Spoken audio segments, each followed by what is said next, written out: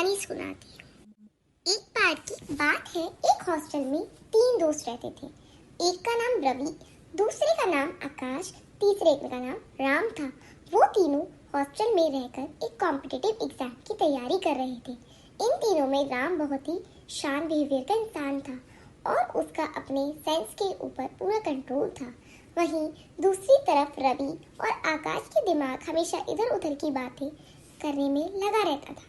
रवि और आकाश को डेली नई नई जगह जाना और नई नई डिशेस खाने का बहुत ज्यादा शौक था। ये तीनों दोस्त सुबह से लेकर शाम तक कोचिंग में रहते थे और जैसे ही ये लोग शाम में हॉस्टल लौट कर आते थे तो राम अच्छे से फ्रेश होता था और फिर खुद ही अपने लिए खाना बनाकर खाता था। पर वहीं दूसरी तरफ रवि और आकाश फौरन ही कपड़े चेंज करके बाहर चले जाते थे और ज्यादातर बाहर से ही खाना खाते थे। मैम फिर आकाश की फैमिली वाले एक मिडिल क्लास फैमिली से बिलोंग करते थे। इस वजह से आकाश के घर वाले हमेशा आकाश को फोन पर समझाते रहते थे कि वो इधर उधर की चीजों से अपना दिमाग हटाकर सिर्फ पढ़ाई में अपना दिमाग लगाए। पर आकाश के ऊपर अपनी फैमिली की बातों का कुछ भी असर नहीं होता था।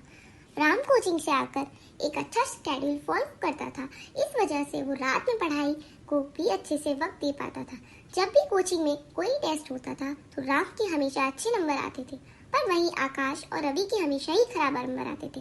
अपने दोस्तों को लगातार आते खराब नंबर और उनकी खराब लाइफस्टाइल को देखते हुए राम ने अपने दोस्तों को समझाने के बारे में सोचा ताकि वो दोनों भी अच्छे से पढ़ना और अच्छे से रहना शुरू कर दें। मैम राम तो बहुत अच्छा काम कर रहा है।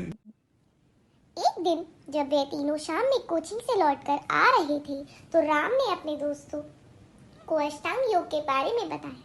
राम अक्सर ही योग से जुड़ी बुक्स और ऑनलाइन वीडियोस देखता रहता था, तो राम अपने दोस्तों को प्रत्याहार के बारे में बताता है। प्रत्याहार हमें अपने सारे सेंसेस पर कंट्रोल करने और कैसे हमें भारी चीज़ों से अट्रैक्ट ना होकर अपने खुद के अंदर ध्यान लगा सकते हैं के बारे में सिखाता है। राम भी प्रत्याहार को अपनी ज़िंदगी में फॉलो करता है और वही अपने दोस्तों को भी समझाने की कोशिश करता है कि वो लोग भारी चीज़ों से खुद को बचाकर अपने अंदर फोकस करने और अपने लक्ष्य को हासिल करें। राम की ये बात सुनकर रवि और आकाश उस पर हंसने लगे और फिर वो दोनों बाहर घूमने चले गए। फिर क्या हुआ मैम? धीरे धीरे टाइम गुजरा और उन तीनों के एग्जाम्स की डेट आ गई। अब राम हमेशा से ही पढ़ाई पर पूरा ध्यान देता था तो वो इतना परेशान नहीं हुआ और उसने अच्छे से पढ़ना शुरू कर दिया। पर वहीं रवि और आकाश में कोई चेंज नहीं आया। एग्जाम्स की डेट पर वे तीनों एग्जाम देने गए और कुछ टाइम बाद ही तीनों का रिजल्ट भी आ गया। रिजल्ट में राम ने बहुत अच्छे नंबर लाकर वो एग्जाम पास कर लिया था और उसको एक बहुत अच्छी जॉब मिल गई। पर वहीं रवि और आकाश का रिजल्ट बहुत ज़्यादा खराब आया। उन दोनों के नंबर बहुत कम थे। अपने नंबर को देख कर रवि और आकाश बहुत ज़्यादा परेशान हो गए और सोचने लगे कि उन्होंने भी राम के साथ ही कोचिंग करी थी, पर उसका रिजल्ट इतना अच्छा और हमारा इतना खराब क्यों आया है। वो दोनों ये सोच ही रहे होते हैं कि तभी वहाँ राम आ जाता है और उन दोनों को फिर से प्रत्याहार के बारे में बताता है कि उन दोनों को अपने सेंस पर कंट्रोल करना सीखना होगा ताकि वो दोनों इधर उधर टाइम वेस्ट करना छोड़ दें और अच्छे से अपनी पढ़ाई पर फोकस कर पाए।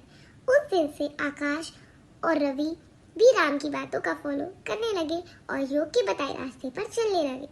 रवि और आकाश ने फिर से एग्जाम दिया और दोनों ने इस बार बहुत अच्छे नंबर के साथ वो एग्जाम पास किया और एक अच्छी नौकरी भी पाई। तो बच्चों, हम सभी को अपनी जिंदगी में प्रत्याहार को फॉलो करना चाहिए, वरना अगर हम हमेशा बाहर की चीज़ों पर ध्यान लगाएंगे और अपने सेंस पर कंट्रोल नहीं करेंगे तो हमें जिंदगी में बहुत परेशानियों से गुजरना पड़ सकता है।